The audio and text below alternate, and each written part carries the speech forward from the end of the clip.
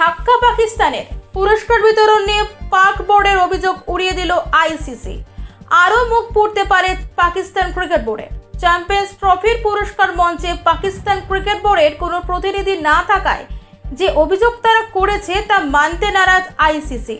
পাকিস্তানের অভিযোগ, পাক বোর্ডের সিও তথা চ্যাম্পিয়ন্স ট্রফির ডিরেক্টর সুমাইয়ার আহমেদ দুবাইয়ের স্টেডিয়ামে থাকার পরেও তাকে মঞ্চে আমন্ত্রণ করা হয়নি। এই অভিযোগ ধোপে টিকছে না। পাল্টা আইসিসির এক আধিকারিক জানিয়েছেন, নিয়ম মেনেই সবকিছু করা হয়েছে। চ্যাম্পিয়ন্স ট্রফির ডিরেক্টর হওয়ায় সুমাইয়ারকে মঞ্চে আমন্ত্রণ জানাতে হবে, তেমন কোনো নিয়ম নেই। আইসিসির এক আধিকারিক সংবাদ সংস্থা পিটিআইকে বলেন, সুমাইয়ার পাকিস্তান ক্রিকেট বোর্ডের এক কর্মচারী।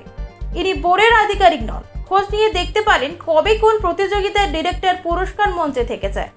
আইসিসির আধিকারিক গৌরব সাক্সেনা একবার এশিয়া কাপের ডিরেক্টর ছিলেন। তিনি কি পুরস্কার মঞ্চে ছিলেন? যা ইচ্ছে অভিযোগ করলেই তো হবে না। নকভিকে আমরা আমন্ত্রণ করেছিলাম, উনি আসেননি।